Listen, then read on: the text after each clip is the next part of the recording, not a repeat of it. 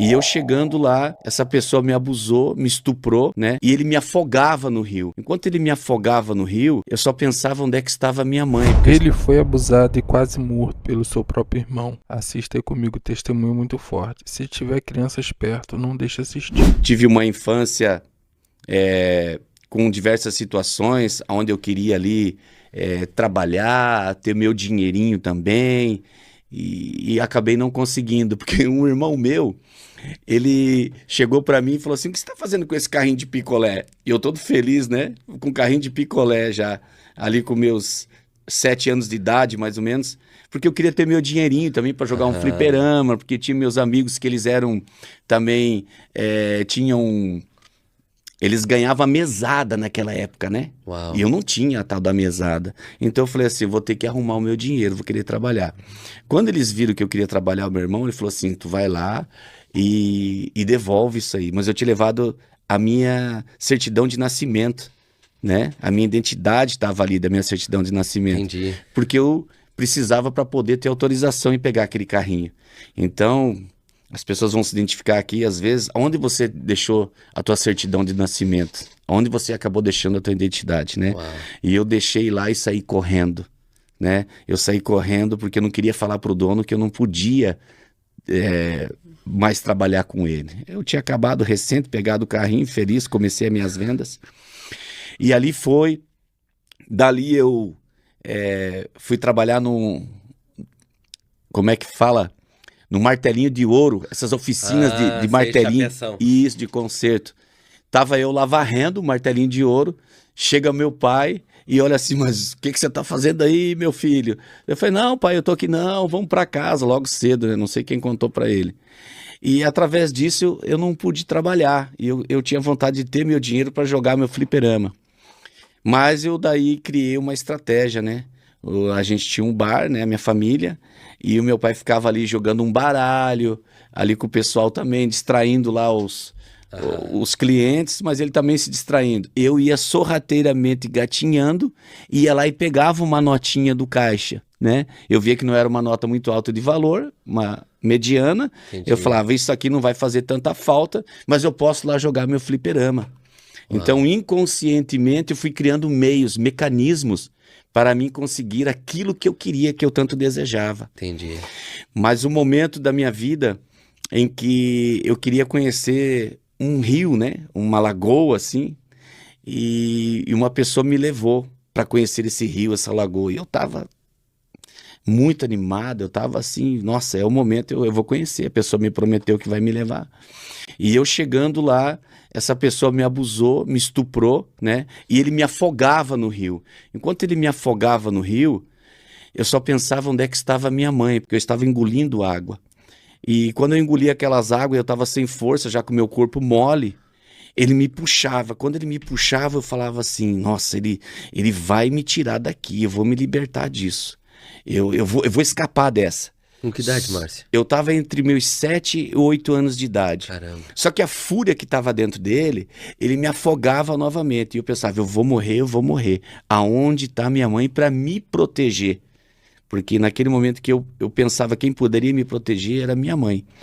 Mas a ação que estava sobre ele, que ele queria me matar ali naquela situação, mas Deus lá de cima, né? Ele tem promessa para nossas vidas, ele quer nos resgatar. Então, teve momento daí quando ele me tirou e tudo, e eu saí daquela situação, mas o que me chocou mais de tudo isso, pastor, foi que era o meu próprio irmão. Uau. Não era uma pessoa desconhecida. Era a pessoa que naquele momento eu confiava nela, que era a pessoa que ia me dar aquela proteção, aquela pessoa que ia cuidar de mim. Naquele momento, a pessoa que ia cuidar de mim se tornou o meu abusador. Pessoas que estão nos vendo agora, estão nos escutando, elas passaram por situações semelhantes, que as pessoas que eram para proteger elas se tornaram seus próprios abusadores. Nossa. Então essa marca que ficou marcada em mim, lá dentro, na alma, que foi um trauma, foi um congelamento naquele momento. Eu fui congelado naquela criança, naquele momento, naquele estado que eu estava. Saindo dali, né? Minha vida foi continuando E a gente sofria muita pressão com esse meu irmão. O meu desejo, a minha vontade era de matar ele. Por quê? Porque quando ele saía, ele bebia, ele se drogava, então ele chegava em casa alcoolizado, bêbado e brigava com todo mundo. Brigava com meu pai, brigava com a minha mãe, brigava com a minha irmã e comigo. Mas o ódio dele era sobre meu pai. Ele queria muito matar o meu pai. E a mim também. Então nós não podíamos ter faca em casa, aquelas facas de ponta para fazer a comida, cortar uma carne, alguma coisa. A gente não poderia ter, era só faca redonda, a ponta, faquinha de mesa, de passar margarina no pão e tudo mais. As outras tinham que esconder, se tivesse alguma faca nesse sentido. Porque qualquer momento podia... Ele queria correr lá e pegar. Então, o que eu quero dizer para as pessoas é esse sentimento dessa ansiedade que ficou instalada dentro de mim, né? Ficou o quê? Quando ele saía durante o dia e não chegava, nós em casa estávamos acuados e com medo de que quando ele chegasse, né? Que isso seria algo terrível para nós. Então, as pessoas hoje, elas sofrem, e eu passei por isso por muito tempo da minha vida, uma ansiedade, um medo de um futuro próximo.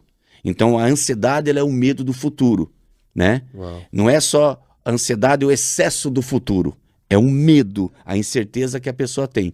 O nosso medo era que naquele período em que ele saía de casa para ele chegar em casa, estava instalada de nós aquela ansiedade. O medo, ele vai chegar, ele vai chegar, ele vai chegar, ele vai chegar. E quando ele chegava, ele tocava o terror. Então nós sofríamos um pânico, eu, a minha mãe, a minha irmã e o meu pai. Na escola, quando eu estava estudando, eu fui estudar numa escola daí particular, porque o meu outro irmão, ele falou assim, eu vou ajudar o Márcio, ele não estava mais morando conosco, mas nós somos uma família de 5 homens e uma mulher. Esse meu outro irmão falou assim, eu vou pagar uma escola particular para o Márcio, então, para ele, né, avançar mais, né, um ensino mais... Mas o que aconteceu? Eu de uma escola pública, eu fui para uma escola particular, onde o meu sonho era ter um tal do quichute, né? Nossa, tênis. pô, eu tive, mano. Então, eu era feliz com e aquilo. eu conseguia detonar assim dentro de um mês, cara. Eu estava feliz da vida. Só que nessa escola, por ser particular e tudo, né? As pessoas olhavam pro meu tênis e davam risada, as crianças daquela escola. Claro. E a professora de educação física falou assim, você não pode ter esse tênis, porque temos que cortar as travas deles, que é perigoso você se machucar. Caramba. Então cortaram as travas e tudo. Beleza, até ali tudo bem. Borracha, né, Márcio? Só que daí, a partir dali, eu tinha uma orelha de abano, né? Até vou tirar aqui para as pessoas poderem ver. Essa minha orelha, foi feita uma cirurgia. Eu ganhei de um doutor Osvaldo, lá de Florianópolis. Que top. Para tu ver como é que esse Deus é tremendo. Mas essa minha orelha de abano, as pessoas me apelidavam de orelha de bater bolo. E várias brincadeiras, Sim. várias chacotas. Coisas na escola de criança. Então, o que acontece? Na escola, eu passava por isso. Em casa, tinha esse meu irmão que ele saía e nós ficávamos atormentados quando ele chegasse. Nós fomos morar em um apartamento e nesse apartamento, o toque da campainha era uma campainha que fazia pé. Só que ele criou um código, o abusador, ele cria um código para ancorar o medo nas suas vítimas. O código que ele criou era pé, pé. Então, quando nós escutávamos pem, pem, já sabia que era ele. Era ele. Então, o terror já estava instalado, né? Então, eu quero afirmar aqui para as pessoas que estão nos vendo que essa ansiedade que você está passando hoje na sua vida está vinculado a algum tipo de trauma, de congelamento da sua infância, que hoje a pessoa ela é muito ansiosa. Porque uma mesma música que toca para uma pessoa e ela se alegra, para outra pessoa ela chora. Uma mesma comida que uma pessoa tem muito prazer, a outra pessoa ela tem repulsa. Então são situações que ela passou no seu decorrer, na sua infância, traumatizou ela e hoje ela nem sabe por quê, mas ela sabe que aquilo dispara algo dentro dela que ela rejeita, que ela não quer. Caramba, que forte isso, mano. Quando, passado um tempo, né, já avançados anos, eu fui morar em Rondônia. De Rondônia, eu fui parar em Itajaí. Esse Itajaí que eu vim parar, eu não conhecia, né? Santa Catarina, Itajaí, Balneário Camboriú. Eu estando ali, muita coisa aconteceu comigo. Muitas propostas, muitas oportunidades, né? Que não eram oportunidades de Deus. Uhum. Então, a raiva que tinha dentro de mim de querer matar o meu irmão, por tudo isso que eu sofria, não conseguia tirar boas notas, reprovei na 3ª série, 3 anos eu fiquei na 5ª série, só que a minha família não sabia. A minha família não sabia o que se passava comigo na escola. A minha família acabava aceitando aquela situação que nós estávamos vivendo com o meu irmão, de uma certa forma, inconscientemente. Eles não queriam aquilo, não desejavam aquilo, Sim. mas era a vida que a gente levava. Sim. Então, pessoas levam uma vida e acaba sendo até um próprio comodismo dela. E eu não conseguia produzir, então repetia muitos anos, notas muito baixas, então era isso. E outras pessoas vivem outras situações e não sabem o que está acontecendo com o seu filho. Por isso que é bom ter uma boa de uma conversa, é bom entender o que está acontecendo no coraçãozinho dessa criança.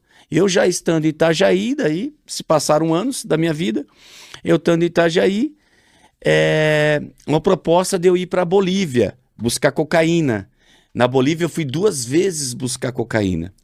E foi muito engraçado, né? Eu cheguei a tomar um vidro de maracujina para ver se eu me acalmava. Imagina. A pessoa acha que essa adrenalina, um vidro de maracujina, ela não se acalma. Por quê? Eu vou fazer um link aqui, uma comparação, para as pessoas poderem entender o que aconteceu comigo, porque elas também vão acabar entendendo o que está acontecendo com elas, né? Depois eu vou falar do meu livro. Meu livro eu conto uma história ali, uma história real de vida, que através da minha história as pessoas vão entender as suas próprias histórias. Essa é a grande virada de chave.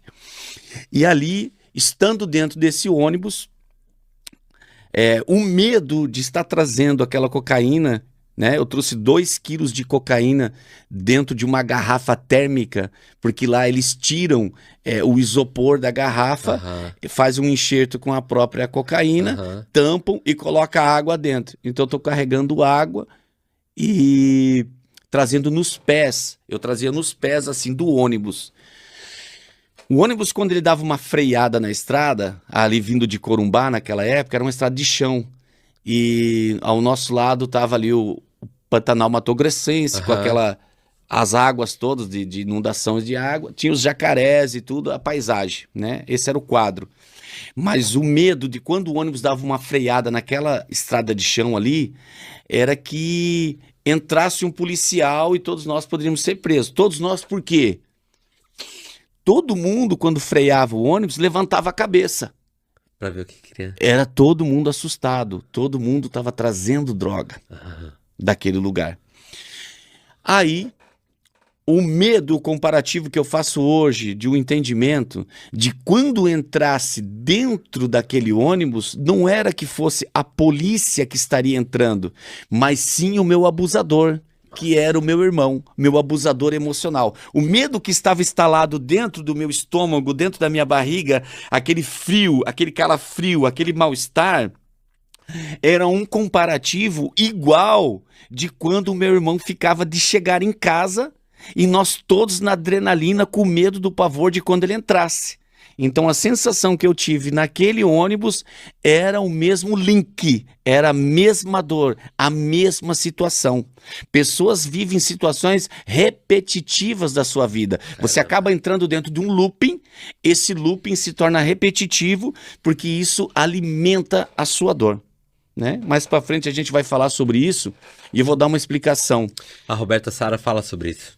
Ciclos emocionais viciantes. Viciantes, e a pessoa tá dentro e ela não sabe. É como se ela estivesse dentro de uma ilha e ela acha que aquela ilha para ela tá normal. Mas quem tá fora da ilha tá vendo que essa pessoa está sofrendo. Caramba, né? verdade. Que são as suas próprias emoções. Aí eu já tava morando em Itajaí, Balneário Camboriú. Eu aqui em Balneário Camboriú, com tudo isso que foi acontecendo dentro de mim, né? Essa situação toda, eu acabei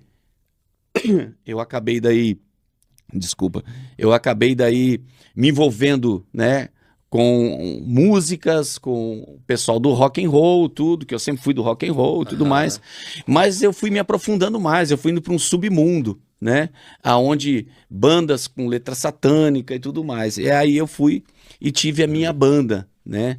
A minha banda falava sobre letras satânicas, né? Muito pesado, muito forte, era em português as letras, e a gente já tinha uma galera que curtia também o que a gente estava fazendo. E a composição vinha de fora ou era tua mesmo? A composição era do pessoal da banda, algumas letras eram minhas, outra era do guitarrista e composições assim. Entendi. Então a gente fez a gente juntou, né, todas essas informações, estilos musicais, e a gente acabou fazendo uma fusão, né? O estilo da banda se tornou Necro Vomit War Metal, né? Então era com letras satânicas, e ali tinha o pedestal com 2 cabeças de bode, 7 velas preta, cruzes de cemitério, tridentes, pentagrama, né? Eu cuspia fogo. Capiroto puro mesmo. A gente participava desse movimento, onde se queimava a Bíblia, aonde tinha toda uma situação ali que envolvia.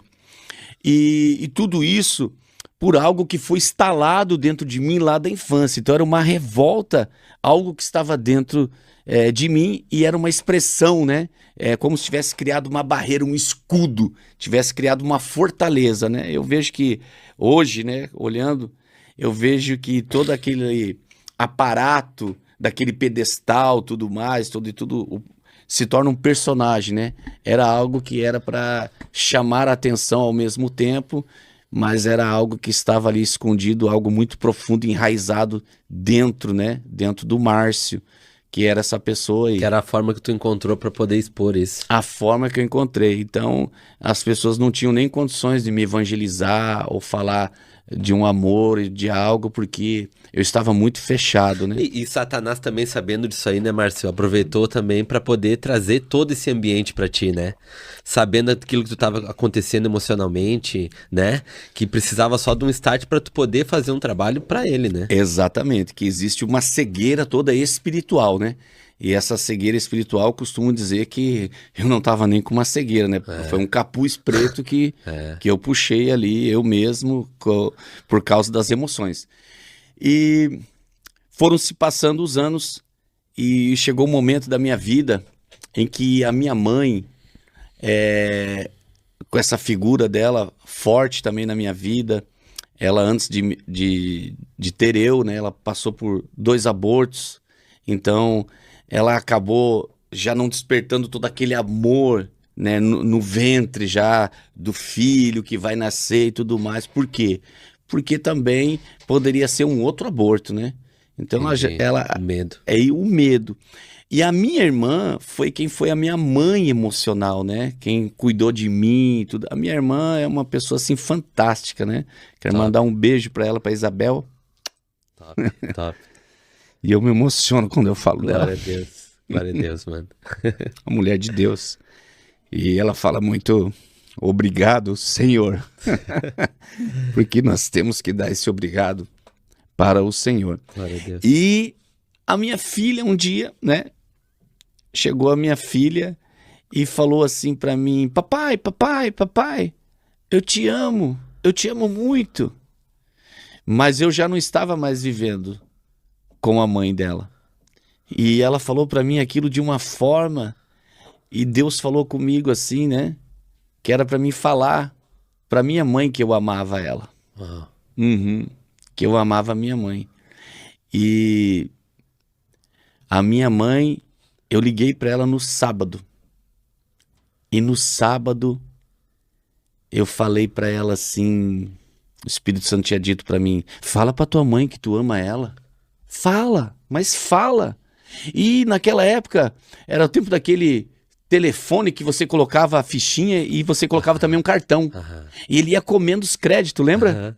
Então, ele ia comendo os créditos e estava acabando o tempo. Mas tinha aquele bichinho do que pegou você. Eu não conseguia falar, porque não saía. Mas eu não sabia que tinha toda essa trajetória que eu acabei de relatar aqui para nós. Então, porque chegou um momento da minha vida que a minha mãe falou até pra minha irmã: eu não vejo o Márcio como meu filho. Isso aí não é meu filho. por causa das tatuagens. Sim. Hoje tem pais e mães que olham para o seu filho e vão dizer, esse aí não é meu filho, olha no que se tornou. Só que o coração dele, o que foi gravado lá dentro, as mensagens diabólicas, que o inimigo quis destruir uma vida. E a pessoa está dando um grito, só que de outras formas. Eu vejo pessoas hoje que são da academia e tal. Tem pessoas ali que estão com os corações muito feridos. Pessoas que fazem um exercício que precisam e amam, mas outras pessoas que se tornam um personagem. E aí eu não conseguia falar para minha mãe. Aí os minutos se acabando. E eu olhava aquele cartão e eu falava assim, ou vai, porque eu vou ter que falar. Eu não tenho mais cartão, não tenho mais crédito, eu não tenho mais dinheiro para colocar. A oportunidade é agora. Eu falei, mãe, eu te amo. E fala pro pai, né? Eu já contei uma historinha em cima, rápida. Pra não ficar naquele clima em cima do amor que eu tava dizendo pra ela. E fala pro pai que eu também amo ele. Ela falou, sim, meu filho, o teu pai tá aqui, ele tá ouvindo. Mãe, eu amo vocês, mãe. Mãe, eu te amo. Eu te amo, mãe. Top. Isso foi no sábado. Na segunda-feira, a minha mãe faleceu. Uau. Quando a minha mãe faleceu, eu tomei um choque muito grande. E eu entendi que naquele momento não eram os minutos do cartão que estavam acabando, mas sim o tempo de vida da minha mãe. Uau. Tem pessoas que não conseguem dizer para um pai, para um filho, para uma esposa, para um amigo que precisa de um abraço, um amigo que precisa escutar, ei, eu te amo. Um gesto tão simples que precisou ser usado através da minha filha para mim entender o que era um amor de mãe, um amor de pai. Então, naquele momento que tudo isso aconteceu, virou uma chave dentro de mim. Eu acabei entendendo e conhecendo muitas coisas que estavam dentro de mim. Mas só faltava uma coisa, faltava uma virada mesmo, com Jesus, né? E essa virada, a minha conversão quando aconteceu, que já foi ali na sequência, eu estava num período da minha vida, pastor, que eu falei assim, eu não tenho mais a banda, não estou bebendo, não fumo. Ele falou, mas o que falta para mim? Eu não sou feliz. Eu vivo triste com momentos de uma felicidade, mas é muito rápido. A minha vida é triste. O looping que está dentro de mim de dor é muito grande. Eu falei assim, eu não estou entendendo o que está acontecendo. As pessoas pensam às vezes que parar de fazer tal coisa, ela vai ser feliz. Só que o tamanho do buraco que estava aqui dentro se chamava Jesus. Uau. Eu escutei uma voz falar comigo, Jesus. Aí eu dei um estalo. Falei, Jesus? Aí no corredor onde eu tinha um estúdio de tatuagem, eu vi uma luz muito grande. E uma luz e falava, Jesus, Jesus. Não sei como. Eu fui parar dentro da Igreja Universal. Ali que é na frente da Casas da Água ali. E eu já estava lá dentro. E eu falei assim, agora eu quero esse Jesus. Porque o período que eu tive de banda, o período que eu passei, que eu queria expressar tudo aquilo, era algo muito... uma ferida muito grande que estava lá dentro. O quiosque 13, Balneário Camboriú, eu escrevi uma vez assim, Ave Lúcifer, Ave Satanás. As pessoas me chamavam de Satanás, outros me chamavam de Lúcifer, por causa da banda que eu tinha. E tudo o que estava, parece, de ser o fim, se tornou no começo. No começo de uma nova história, eu falei assim, não, a partir de agora, eu falei um comando para minha mente. Eu falei, mente, você mente. Eu quero conhecer esse Jesus. Eu não sei como ele é. Eu não sei de que forma, mas eu preciso conhecer. Porque se você ficar com esses pontos de interrogação, por que isso, para que aquilo, por que isso, essa meninice, essa criancice dentro de mim, eu vou ficar me questionando e eu vou me bloquear. Então eu preciso entender, eu quero mais. E esse quero mais foi aonde eu fui descobrindo os dons, foi onde eu fui descobrindo o batismo com o Espírito Santo, o orgulho de ser batizado. Top. Esse orgulho de ser batizado, quando eu entendi que eu poderia ser batizado no Espírito Santo e pelo Espírito Santo, foi uma explosão dentro de mim. Porque era um cara que eu ligava na Rádio Natureza e falava: Satanás, 666, vocês vão morrer tudo aí dentro. Era quase Saulo. Era uma loucura. Eu falava, eu queria trazer 100 mil litros de gasolina e queimar todo esse povo da igreja, né? Porque isso aí é um povo uma revolta, uma raiva. Então, Que não era com ninguém, na realidade, era simplesmente com aquilo que tinha acontecido contigo lá atrás. era interna essa raiva, essa coisa interna que precisava ser curada, né? Ali passei pelo processo da cura da alma, processo com Neuza Etioquia, né? A falecida mulher de Deus. Então foi todo um processo, foi todo um derramar de Deus para ir acontecendo essa virada de chave, né? Para realmente esse Jesus inundar e esse Jesus permanecer dentro de mim. Aí eu falei assim, a partir de agora eu quero esse Jesus. Aí foi uma explosão que aconteceu comigo. Eu saía na rua evangelizando, eu dentro do próprio estúdio de tatuagem, eu falava de Jesus e vamos orar. Pronto, agora tá louco. Mais de 300 pessoas aceitaram Jesus lá dentro da tatuagem. Sério, mano? E foram pra igreja, se tornaram... Mas, tipo, tu continuou fazendo evangelismo dentro do contexto que tu tava trabalhando. Porque onde eu tava, eu falei assim, é aqui mesmo, e agora nós vamos pra cima com tudo. Né? Então a gente não pode perder tempo, né? Eu falei assim, cara, eu quero mais desse negócio pra mim, eu preciso entender e vamos aprender isso aí. Que top. Esse caminho, né? Esse novo caminho, né? Que top. As pessoas perguntam pra mim e falam, Granada, como é que tu perdoou o teu abusador, o teu irmão? E várias outras coisas que aconteceram. Irmãos, continuação do testemunho do Márcio Granada. Créditos ao canal Marquir Podcast. Link na descrição. Mano, e assim, dentro do contexto do que tu tinha falado lá do abuso, né? É como a gente a gente manifesta até mesmo na gente aquilo que a gente não consegue ter um entendimento de contexto de vida, né? Involuntariamente a gente acaba trazendo, até ferindo outras pessoas por causa do nosso ferimento, né? Quando tu encontrou Cristo, mano, assim, como foi esse impacto, assim, de realmente Deus te mostrar um espelho, né? Porque tem esse momento, né? Tem. Cara, e dói pra caramba, porque daí parece que assim, que nem falou, caiu o capuz, e aí a gente vê, caramba, o que eu fiz? O que eu tava fazendo? Como é que foi esse impacto? Em cima do que você está falando, eu vou falar dos olhos espirituais que Deus me abriu em cima do que eu vinha fazendo, né? Que era incentivando pessoas jovens com as letras satânicas e com a banda que eu tinha. Então o que acontece?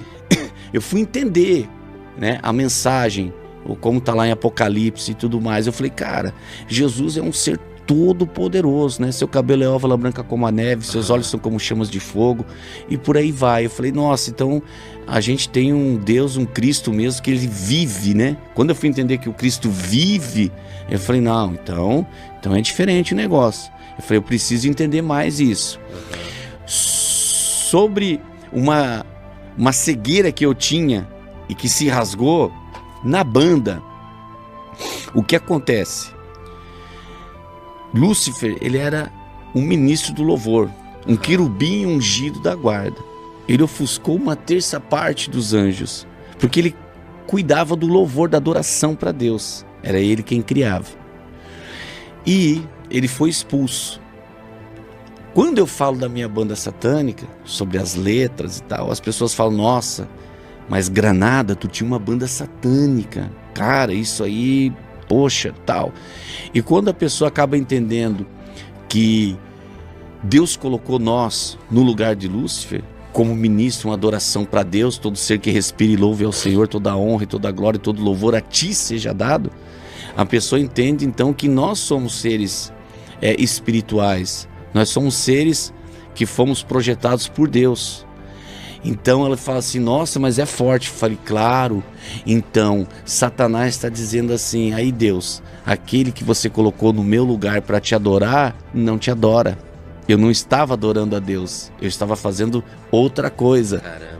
E ele, como não teve uma segunda chance, a fúria dele é grande. Porque a história dele era bela, era a mais bela de todas. Só que o final dele é o mais triste de todos. A nossa história não foi muito boa no começo, como eu estou falando da minha trajetória. Mas o final é de glória. O final é hastear a bandeira da vitória. Então ele fica nessa loucura. Porque, poxa, eu errei uma vez contigo, não tive uma segunda chance.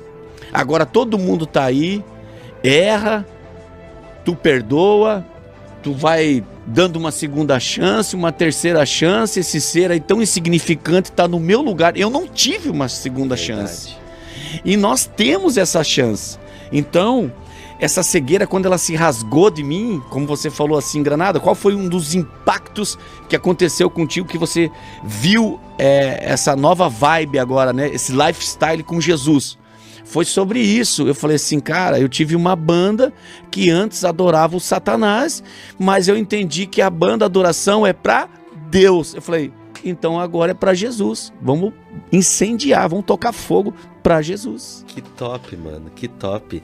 E nesse contexto, Granada, dessa trajetória, em relação à tatuagem, tudo, né? Porque com certeza tem muita tatuagem que tu fez depois, também antes, né? Sim. De alguma forma, qual o teu contexto sobre isso, assim, teu entendimento e como é que isso representa, assim, no teu segmento com Cristo? No meu segmento com Cristo, eu vejo assim, as pessoas falavam muito pra mim, né? Você tem que tirar tuas tatuagens, você tem que pintar, você tem um cara fazendo isso, né? Até lá do Rio Grande do Sul. Muito bacana o que ele tá fazendo ali. E tudo mais, sabe? Queriam que eu pintasse e tal. E Jesus, ele tatuou foi o meu coração, né? Então, quando eu entendi que o meu coração se inundou dele, foi tatuado por ele, marcado por ele, eu falei assim, meu irmão, é isso aí que é o meu chamado. Através disso, depois, eu acabei escrevendo Saved by Grace, salvo pela graça. Aí eu fiz Blessed, abençoado, Lord 23, o Senhor é meu pastor e nada me faltará, Jesus Christ. E eu fui me envolvendo com isso, porque quando eu li lá, né, em seu manto e em sua coxa está escrito Rei dos Reis, Senhores dos Senhores. Aquilo ali é figurativo, conforme a forma como você vai ver interpretar. Só que para mim aquilo ali fez toda uma diferença. Lá em Salmos 3, do versículo 12 em diante, diz: ao que vencer, farei coluna no templo do meu Deus, glória a Deus, que desce do céu, e dele nunca sairá. Escreverei sobre ele, Jesus falando, o nome do meu Deus. Escreverei o nome da nova Jerusalém e o meu novo nome. Quando eu li isso, eu falei assim, meu irmão, eu faço parte desse povo que ama Deus tão intensamente, como está escrito em Isaías 44:5, diz: haverá um povo que amará tanto a Deus que escreverá em sua própria mão, eu sou do Senhor. Falei, meu irmão, esse é o meu povo, é um povo que carrega as marcas. Um dia, pastor, eu cheguei para o Espírito Santo através de toda essa conversão e falei assim, por que eu fiz todas essas tatuagens, né? O Espírito Santo falou assim, eu vou te revelar, porque até então não me vinha na memória de eu ter sido abusado, estuprado pelo meu irmão. Uau. Porque o nosso cérebro, ele usa de uma proteção tão grande que ele esconde os traumas. Caramba, então o dia do espelho também trouxe isso? Trouxe, e eu tomando um banho, falei, Espírito Santo, fala comigo. Naquela época ele disse assim, Márcio, foi uma forma de você se proteger, uma forma em que as pessoas não tocassem em você. Você estava dizendo assim, não toque em mim, porque eu tinha sido tocado, abusado. Então é a forma da barreira, da proteção. E eu fiquei deslumbrado com isso. Eu falei assim, nossa. E daí eu acabei entendendo o que acontece com as outras pessoas também. Que quem está ferido fere e a melhor defesa é o ataque. Pessoas às vezes que não nos deixam nós nos aproximar delas. Elas têm barreira, elas têm bloqueio, elas não querem uma conversa. Não querem abrir a porta, né? Não. E Jesus é essa porta aí, quando a gente abre o coração para ele, né? teve toda essa transformação na minha vida. E eu fiquei feliz da vida, né? Por conhecer esse outro lado que eu não conhecia. Porque antes eu conhecia um lado, né? Um lado da ferida e da dor. E um lado que eu tentei buscar com as minhas próprias forças. E outro lado onde não dava mais nada certo do que eu havia feito. E entreguei para Jesus e falei assim: a partir de agora eu preciso confiar em Ti. Existe uma diferença entre acreditar e confiar, né? Tem uma história que é assim, que tinha um camarada, ele foi fazer um desafio, ele subiu em um prédio muito alto e do outro lado também havia uma torre gêmeas, havia também um outro prédio da mesma altura, e ali era mais ou menos uns 50 metros, ele colocou de distância um do outro um cabo de aço, e era muito alto. E ele disse: eu vou atravessar em cima dessa bicicletinha. Mas era uma bicicletinha que não estava preparada para o cabo. Ela ia em cima com o pneuzinho em cima daquilo ali. E ele colocou a esposa dele ainda atrás. E foi os dois sem uma rede de proteção. E subiu uma comitiva de repórteres aqui. Os repórteres estavam dizendo assim: nós vamos fazer uma reportagem e esse camarada vai cair, vai ser um furo, né? Vai ser um furo de reportagem. Mas do outro lado subiu um único repórter e ficou esperando. E o camarada foi indo nesse cabo, atravessou, chegou do outro lado. Ele veio todo entusiasmado e disse: você tem que dar uma entrevista exclusiva para mim, porque eu fui o único que eu acreditei que você atravessaria de um prédio para o outro dessa bicicleta e nesse cabo. Ele falou: realmente, você é o único que acreditou. Mas eu tenho algo para te dizer. A minha esposa vai descer, eu vou voltar do outro lado e você vai subir na minha garupa aqui e você confia? Então, quando Deus diz lá, aqueles que entregam seu caminho ao Senhor e confia nele, tudo o Senhor fará. Top. Entregar tudo essa angústia, todo esse medo, toda essa preocupação, entregar para ele. Só que não é só entregar, aí vem o confiar. Quando eu vi essa história, esse texto, falou muito forte comigo, porque eu falei assim: há uma grande diferença. Nós precisamos, o Granada precisa confiar em Deus, para que Ele possa realmente agir de uma forma sobrenatural. Eu fui para São Paulo esses tempos e fui chamado para estar lá num evento, trabalhar como staff, tudo. E a pessoa que organiza lá disse assim: Granada, você vai ter um momento lá que nós vamos dar uma oportunidade para você falar lá. Eu falei: muito legal. Mas dias em que eu me preparava para ir, o Espírito Santo já tinha falado comigo. Falou: Granada, você não vai falar. Ele não vai te dar oportunidade. Mas eu quero que você tenha uma experiência lá. Então eu já fui, já sabia do que ia acontecer. Eu ganhei 2 livros lá de pessoas que estavam ministrando. Eu fiz network lá, acabei conhecendo pessoas lá de São Paulo mesmo. O Fábio, um homem de Deus, uma família maravilhosa, sua esposa Márcia. Então gerou toda uma conexão. Por que eu estou falando isso? Porque eu quero ler um texto aqui. Romanos diz, lá no Romanos 8, 28. E sabemos que todas as coisas contribuem juntamente para o bem daqueles que amam a Deus. Glória a Deus. Aonde eu quero chegar com isso? Deus complica, descomplica, depois explica porque Ele complicou. Tem coisas dando errado na nossa vida, a gente fala assim: não, mas é Deus. Tem coisas dando errado, a gente fala assim: tudo coopera para o bem. Só que a gente fala isso da boca para fora, mas não aceita. A gente só reproduz.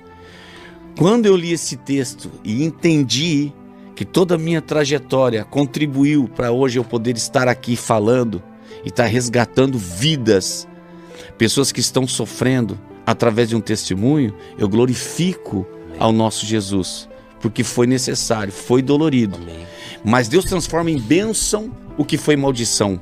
Por onde abundou o pecado, superabundará a graça de Deus. Então, eu vivo de uma forma aonde a palavra do Senhor, ela é viva e ela é eficaz. Então, eu estando lá em São Paulo, não pude falar, mas as conexões. Voltando para Santa Catarina, fui fazer uma carteira de Uber, né? Fiz uma carteira de Uber, queria ser Uber. E também queria escrever um livro. E eu tava ali numa doideira para escrever o livro, né? Tá o nosso amigo ali, o Thiago Carneiro, que está aqui acompanhando nesse momento. E eu começava a compartilhar com ele. Tiago, meu amigo, é assim e tal e tal. Ele falou, Granada do céu, você é uma explosão. E eu falei, que bênção, né? Tô eu tentando escrever o livro, não consegui escrever o livro, né? É toda uma situação, né? Processo, eu queria já o livro para ontem, né?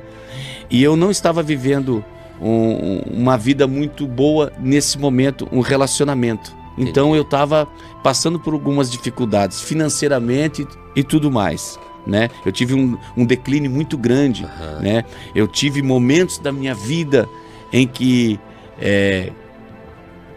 muito bem financeiramente, mas tive também momentos muito difíceis. E eu estando ali, passando por esse momento difícil, querendo escrever o meu livro, eu vejo através, né, do Instagram uma mensagem falando sobre livros, escrever livros, 27D e tal. O que é esse 27D? Em 27 dias nós fazemos o seu livro. Eu falei, é pra mim. É pra mim isso aí. Ah, entre e participe de uma live. É pra mim. Participei da live. Ah, vai ser aberta as inscrições e não sei o que, quem quer fazer. Vai lá, corre e se inscreve. Eu falei, é pra mim. Chegou na hora de pagar 25 mil reais. Falei, agora não é pra mim. Agora essa parte pula. Essa parte não é pra mim. Mas o que eu pude fazer, eu fiz. Amém. Mas quem vai fazer agora, Jesus, é o sobrenatural de Deus, né? Entrega teu caminho, né? Aí eu falei assim, é que nem a fé dos crentes. Aquele Deus que abriu o Mar Vermelho, aquele Deus que fez tantas maravilhas ontem, hoje e sempre, eternamente, porque as pessoas testemunham. Deus me deu um marido, Deus me deu uma esposa, Deus me deu um carro, Deus me deu uma empresa, Deus me deu uma viagem, Deus vai me dar um livro. Foi o que eu pensei. Aí fiz a inscrição, tal. Passou-se uns dias, ligaram para mim e falaram assim, Granada, então, vamos fazer uma live para entender como é que é esse teu livro? Você quer videochamada? Você quer... Como é que você quer fazer? Eu falei, pode ser videochamada. Eu tive a oportunidade de contar um pouquinho da minha história. Caramba. E ali ela falou assim... Daquilo que hoje tu falou, tu contou. Isso. Muito, muito bacana. Eu gostei do que eu ouvi. Mas então, como é que vai ser o pagamento? Aí eu... falei, pagamento? Falei, então, eu tô querendo ser Uber, né? Tirei uma carteira para Uber e eu tô vendo aqui se eu consigo de alguma forma, boleto, não sei. Eu falei, então, eu vou te ligar de novo e você confirma. Eu falei, Deus proverá, né? Ela ligou no outro dia e nada, eu falei assim, ó, não tenho condições e não vou poder fazer o livro, né? Ela falou assim, tá bom. Passou-se mais um dia, ela falou assim, Granada, surgiu uma oportunidade. Eu falei, qual? Eles resolveram fazer um reality show. A equipe do Pablo Marçal, Elis Freitas, que produz os livros dele, que é a mãe do Nésio Monteiro, cuida das finanças do Pablo, eles vão criar aqui, vão fazer um reality show. E você, pelo que você me contou, você tem a oportunidade de participar. Manda um vídeo. Mandei o vídeo. Fui selecionado. Uau. Estou eu em São Paulo.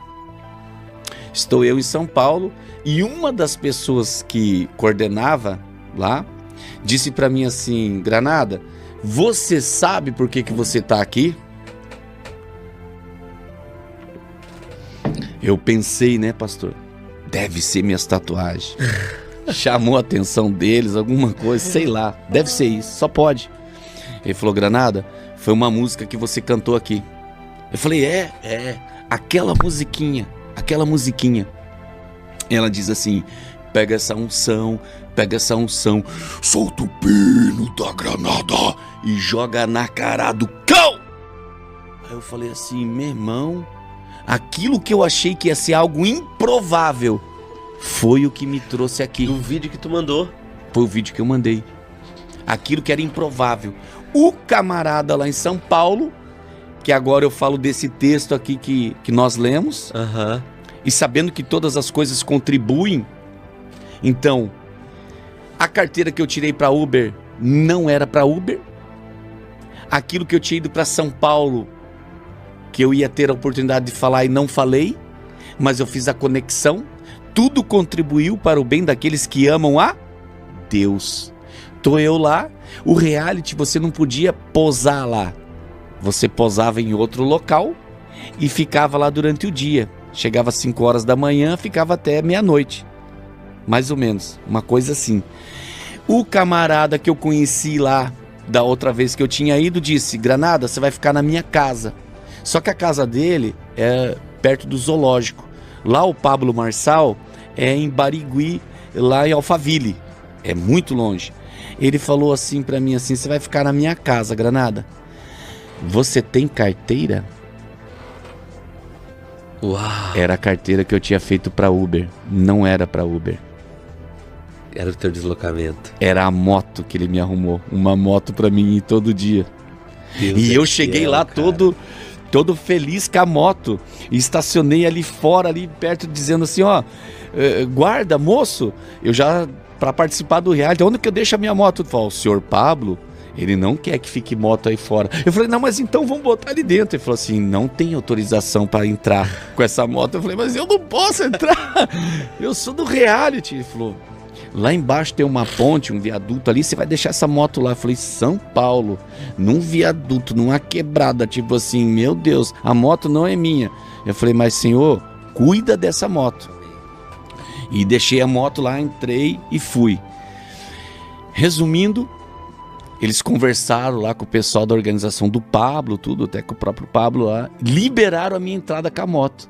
Então todo dia eu entrava dentro da plataforma digital lá com a moto, né? E é isso que eu quero dizer, que as coisas, elas contribuem.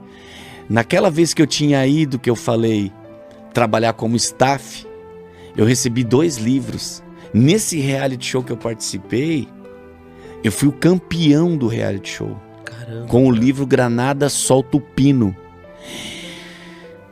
E Deus, ele é detalhista. Que bacana. Deus, ele faz, pastor, ele não dá dinheiro ao homem, mas ele financia projetos. Glória a Deus.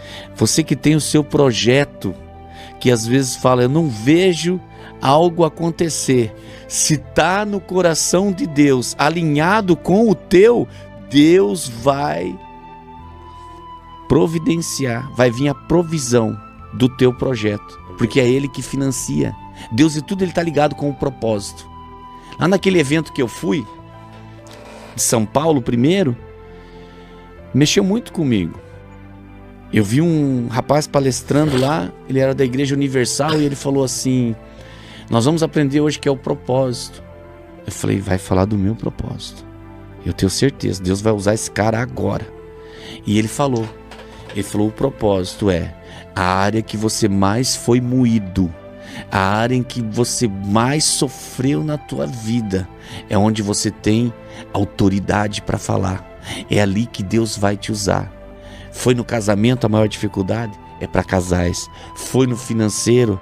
Deus vai trabalhar e vai te usar no financeiro. Foi no espiritual? Você se envolveu com muita coisa da espiritualidade? É nessa área que vai ser forte o teu chamado. O meu, pastor, foi a área das minhas emoções. As minhas emoções, os traumas. O Márcio Granada tinha se tornado o Granadinha, o Márcio, o Marcinho, a criança emocional dentro de mim. Dentro de mim havia uma criança, era um adulto, só o corpo, só o tamanho, só a estatura, mas dentro era uma criança que governava, porque criança faz criancice. Criança não tem autorização para ter dinheiro, criança bota fora, Criança, ele não quer uma esposa. Criança, ele quer uma mãe para cuidar dele. Criança, ele não quer ouvir um assunto de responsabilidade, de confronto. Ele já fala assim, eu também não concordo com isso, eu também acho que não é assim. É a criancinha dele que entra em ação naquele momento. E é sobre isso que eu quero falar. Porque quando eu ia ministrar, quando eu ia levar o meu testemunho, que eu viajei o Brasil levando o meu testemunho, e Deus é tão maravilhoso, que eu tive uma oportunidade onde Deus me levou para Dubai, que Ele já havia falado que me levaria para lá, e que eu vou retornar para lá também. Então assim, Deus, Ele quer algo diferente com a gente. Deus, Ele quer algo que nós estejamos alinhados com Ele, com o flow, o fluir, a frequência de Deus, para que todas as coisas se alinhem na nossa vida. Através desse alinhamento, as portas vão se abrir, a oportunidade vai acontecer, a mão de Deus, ela vai prover. Então não adianta a pessoa ficar angustiada, não adianta achar que Deus não está no negócio. Deus, Ele faz algo assim como Ele fez na minha vida. Ele faz na vida de cada um de nós.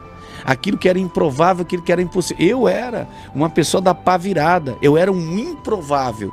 Deus é o especialista, aonde Ele vai e pega o lixo e transforma em luxo. Aquele que não era para dar nada, Deus é o maior investidor. Pessoas às vezes com dificuldade de paternidade, por não ter tido um pai, por várias situações, não conseguem ver Deus como um pai amoroso, como um pai amigo, como um pai conselheiro, como um pai que protege. Então, pessoas se tornam emocionalmente crianças feridas. Elas estão dentro de um corpo que precisa ser curada. A igreja precisa ser curada. Eu quero lá para ouvir a porta aberta. Eu quero lá porque Deus vai falar, vai me trazer uma resposta. Deus, Ele faz. Deus não é homem para que minta, nem filho do homem para que se arrependa. Glória a Deus. Mas as emoções precisam ser curadas. Jesus chegou para Pedro e disse: Pedro, tu me amas? Ele falou assim: amo. Pedro, tu me amas? Amo. Na terceira vez ele disse: Pedro, tu me amas, Pedro? Ele falou assim: certamente que sim, mestre, tu sabes que eu te amo. Ele falou: Pedro, vai lá agora e apacenta as minhas ovelhas. Porque agora eu entendo que esse amor inundou seu coração, mas ele inundou de uma forma que o teu emocional ele está curado.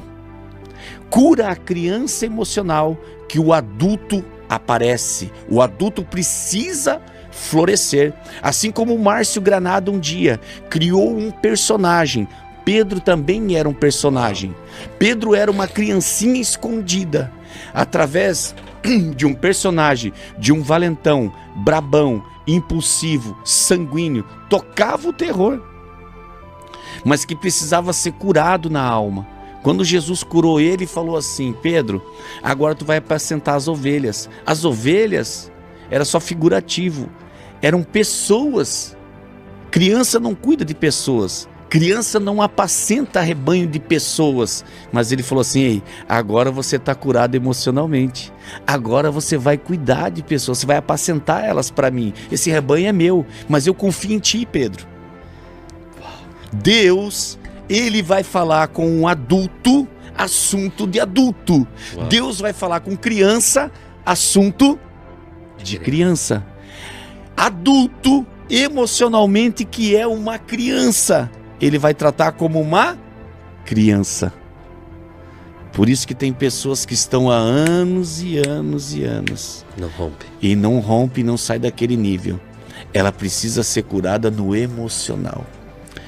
Quando eu falo desse emocional, essa descoberta, essa virada de chave, que é o meu livro que ele fala, tem algo muito poderoso ali dentro. Dentro de nós existe a programação dos traumas, todos os congelamentos. Essa pessoa hoje, ela se tornou uma adulta, mas o nosso cérebro, ele é reptiliano, a parte que guarda as emoções, aonde guarda ali o inconsciente do passado. Então o nosso consciente ficou registrado e guardado. Essa pessoa hoje ela é uma adulta, mas ela teve os traumas, assim como eu tive os meus congelamentos. Se fala criança interior, são os traumas interior, para ficar uma linguagem da criança. Esse trauma, pastor, a pessoa busca a felicidade dela, mas ela não encontra. Ela entra dentro de um looping repetitivo de dor. Looping repetitivo de dor. Dor, dor, dor, looping, looping, looping. Histórias repetitivas. Como assim? Vamos lá. O que eu falei sobre o meu irmão, que ele entrava dentro de casa, tocava o terror, nos assustava, e aquele medo dentro de nós, aquela dor, daquela ansiedade de esperar ele chegar, o medo se repetiu em várias vezes, várias fases da minha vida. Quando eu estive ali, que eu fui para Bolívia buscar cocaína, se repetiu. Quando relacionamento, briga de casal, se repete. Situação financeira, pagar uma conta, se repete. Sempre se repete, está instalado. É como se fosse um drive, um chip, um programa dentro da pessoa. Ela pode estar numa multidão com mais de 100 mil pessoas. Ela vai se esbarrar no seu abusador. Ela vai se esbarrar naquela pessoa que vai trazer problema para ela. Porque dentro dela, essa repetição que está dentro dela, esse programa lá de trás, se alimenta disso. Então o que acontece?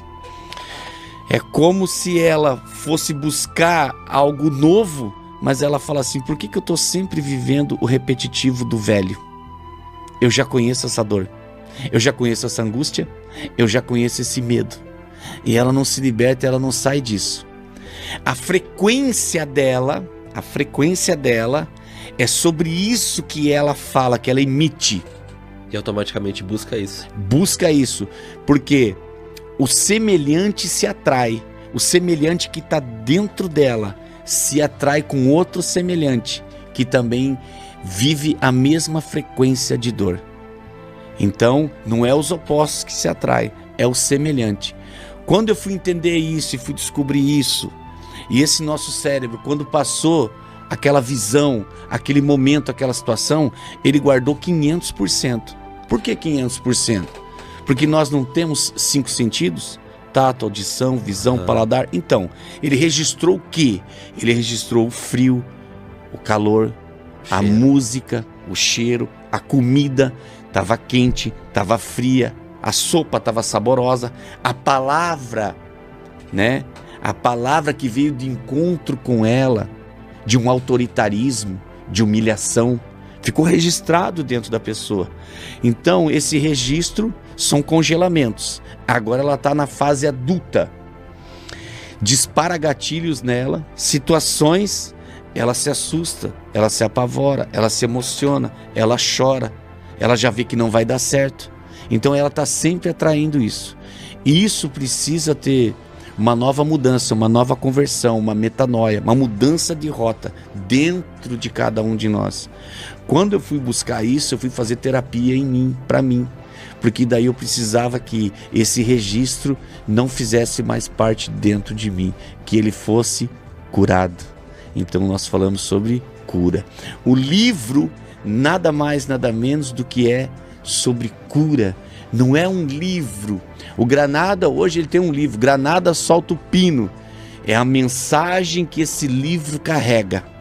Quando eu entendi isso, através do livro, a pessoa ela se torna imortal. Um dia nós vamos partir. A mensagem fica. A mensagem para que as pessoas possam entender entre seus acertos e os seus erros, que aquilo sirva também como um caminho, como uma luz. Ó, isso aqui dá errado, isso aqui dá certo, isso aqui passou por isso. Então, quando eu fui entender tudo isso, eu falei assim: eu preciso escrever esse livro, porque eu preciso deixar um relato, eu preciso deixar algo registrado que as pessoas possam depois também como uma bússola e poder se orientar. Então eu vi que não era nada sobre livro, mas sim como uma mensagem. E eu tô aqui para dizer que é uma mensagem como um carteiro, né? Eu, quando eu chego, eu me apresento, eu falo: pastor, eu sou um carteiro, eu tenho uma mensagem para entregar. E essa mensagem, o endereço é este o local, Porque se você está escutando, você está nos vendo, você precisa dessa mensagem. Não é por acaso, mas é algo que precisa ser mudado dentro de nós, assim como mudou a minha vida. E esse Jesus veio e ele me inundou. Eu estando lá, no reality show, a Elis Freitas, sócia do Pablo, chega para mim e fala assim: Granada, eu tava falando com Deus. Eu falei: você é o único que não tem dinheiro para estar aqui, meu irmão. O que você tá fazendo aqui? Eu falei: eu sou o mais quebrado, né? Deus pega o mais quebrado. Eu falei assim: Elis, mas eu vou te responder, Granada. Deus falou para mim, ele tá determinado. Ele vai fazer esse livro de um jeito ou de outro. Quando eles anunciaram que eu era campeão do reality, a extratora é uma pessoa, uma mulher que extrai o livro. Depois tem toda uma equipe por trás disso. Em 7 dias foi feito 7 livros. Ela falou assim: Granada, Deus já havia falado comigo. A pessoa que eu fosse extrair esse livro era o livro campeão do reality. Era você, meu irmão. Porque uma outra moça cheia de tatuagem chegou e falou assim: aquele moço tatuado, eu vou extrair o livro dele. E a coordenadora disse: não, você vai extrair o do fulano.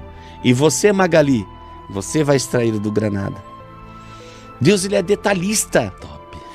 Lá a Elis dizendo para Deus: Deus, esse cara não tem dinheiro, ele tá aqui, mas Deus falou com ela, ele vai fazer.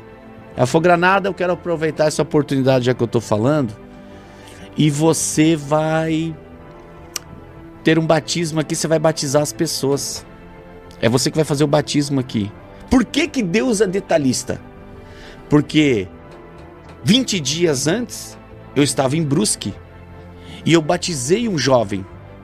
E esse jovem, na hora do batismo, numa piscina, a tia dele quis fazer uma filmagem, toda emocionada, do batismo. Mas a mãe gritou: não! Não filma! Eu era a pessoa autorizada a fazer o batismo, desde que as pessoas não soubessem que era eu.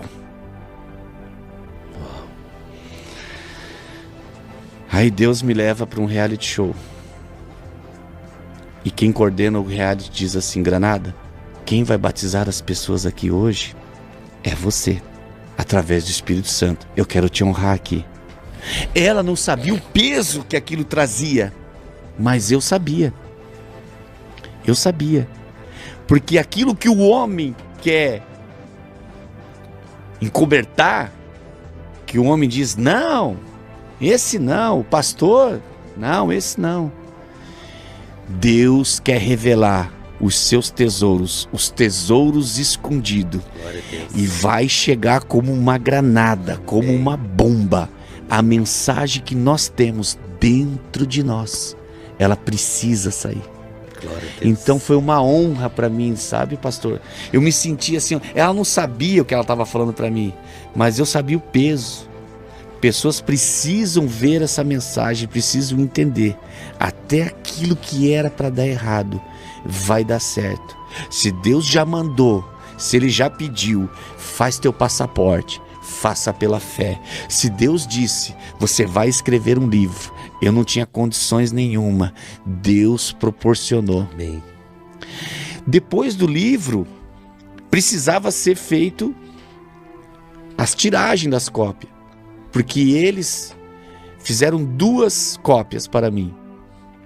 E eu sendo campeão do reality, eles ainda vão fazer o pitch de venda, ainda vou ter mentorias, né? Vai ter várias coisas. E naquela primeira vez que eu fui para São Paulo, eu vim com 2 livros que os palestrantes me deram. Só que agora, nessa segunda vez, a glória da segunda casa será maior do que a da primeira. Bate no peito e diz assim: ei, eu sou a glória da segunda casa. Eu sou essa casa. Glória a Deus. Eu vim com 2 livros meu. Eu não vim de outros autores. Eu vim com o meu livro que Deus me deu. Consegue entender? Top. Que é para Ele. Top. Mas aí faltava a tiragem. E eu com uma dívida de pensões alimentícias e tudo mais. Então eu fiquei guardado esperando para que isso se resolvesse, as situações das pensões, e também poder sair essa tiragem. Mas Deus foi lá e financia projetos. Deus foi lá e quitou as dívidas. Deus foi lá e fez a tiragem. 1000 livros do Granada Solta o Pino. Top, Então esse é o Deus poderoso. Eu quero dizer essa palavra como uma palavra de fé para aqueles que estão nos vendo. Porque esse Deus é o Deus do impossível. O mesmo Deus que fez na minha vida, que transformou a minha vida, também vai mudar a história de cada um de nós. É sobre isso, é sobre o milagre, é sobre a fé, é sobre esse encontro genuíno com o Nazareno. Porque quem nos chamou garante, foi ele, o das mãos furadas. Quem chamou o Granada não foi o homem, mas foi um chamado de Deus para a minha vida.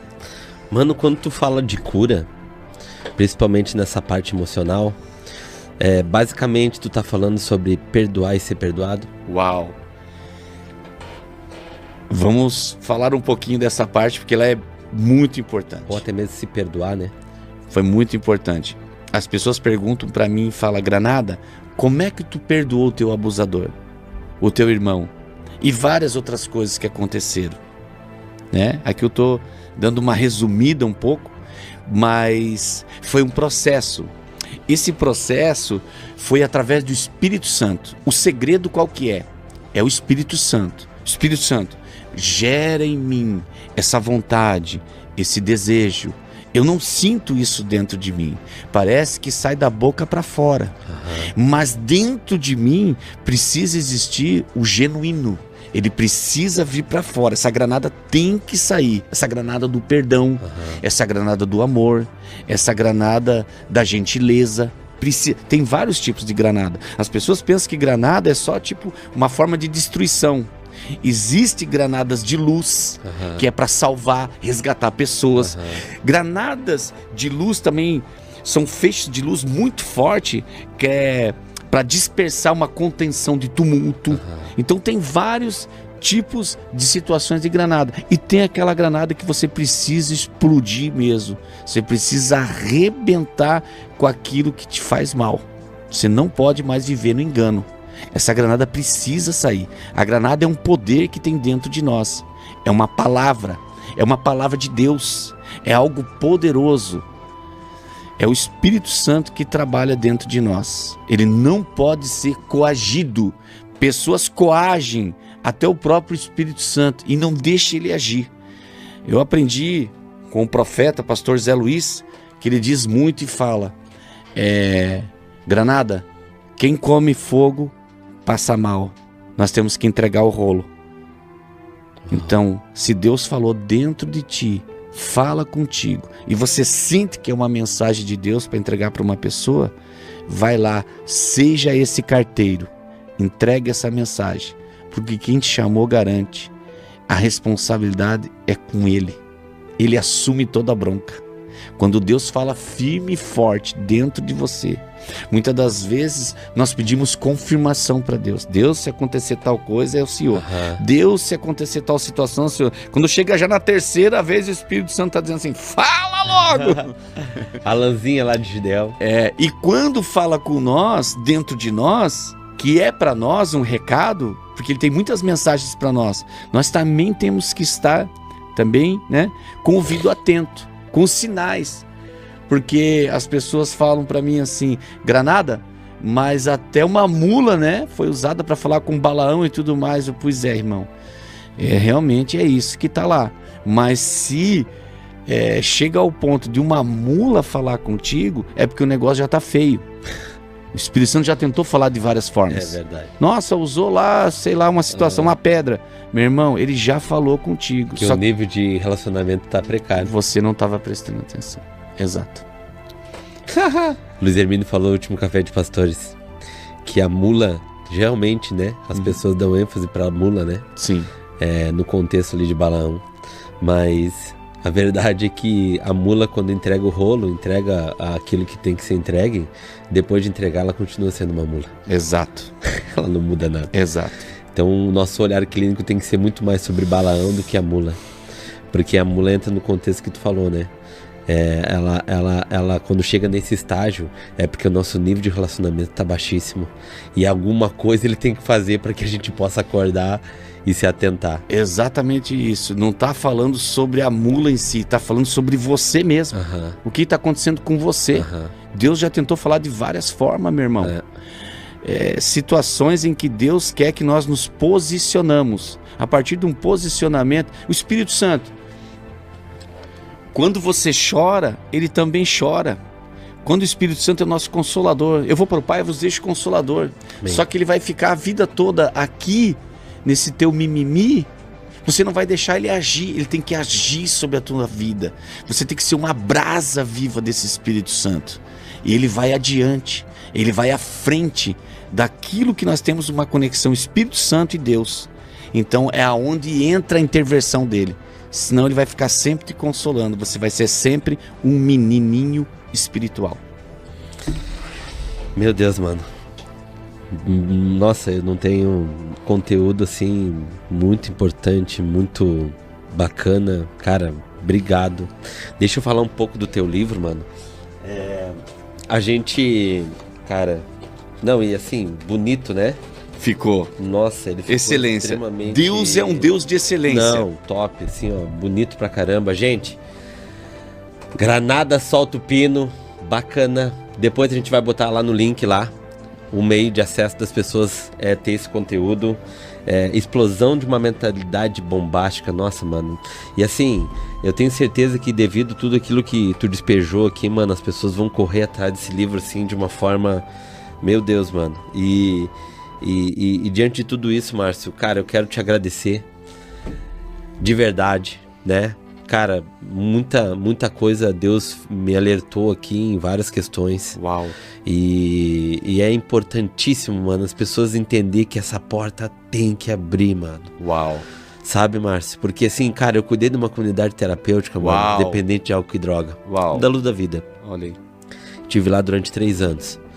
E eu sempre disse pros caras, e todo mundo me chamava de louco, mano. Porque eu fui viciado em crack, né? Olha só. E Deus me libertou, já faz 16 anos. E eu sempre falei, cara, se tu entrou aqui pra dentro pra parar de usar droga, tu já entrou errado. Uau. E os caras, pastor, tu tá louco? Como assim? Se é isso aqui que me trouxe pra cá? Eu disse, não, mano. O que te trouxe pra cá foi alguma coisa lá de trás. Uau. Porque ninguém nasce usando droga. A tua mãe não te deu leite materno com cocaína. Algo aconteceu lá atrás, que esse vazio aqui na frente, que o Satanás usou como uma cereja do bolo para te largar na UTI, encara isso aqui como uma UTI. Dentro desse contexto, as coisas que Deus vai fazer aqui é fazer você olhar para trás e abrir portas que tu nunca abriu. Uau. E aí tem aqueles que entendem e tem aqueles que relutam e não abrir. É exatamente sobre isso, pastor. Você pegou num ponto chave ali.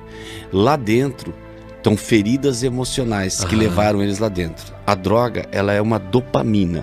Essa dopamina, ela é instantânea. Ela chega no cérebro muito rápida. É sempre uma criancinha emocional fugindo. Tentando chamar atenção. E ele tá fugindo dos compromissos. Faça isso, faça aquilo. Eu não quero fazer nada disso. E daí o refúgio se torna a droga, que é a dopamina. E lá dentro acaba se tornando ainda uma grande creche. Porque se você for analisar, todos são emocionalmente crianças. Cura a criança emocional, o adulto aparece, porque lá eles acabam não tendo a responsabilidade de um adulto. É como Pedro precisando ser curado para o próximo nível. Então eles precisam dessa cura. Eu me disponibilizo a um dia ir lá no centro terapêutico e levar uma palavra poderosa em cima dessa criança emocional que tem aprisionado tantas pessoas, e elas precisam entender isso.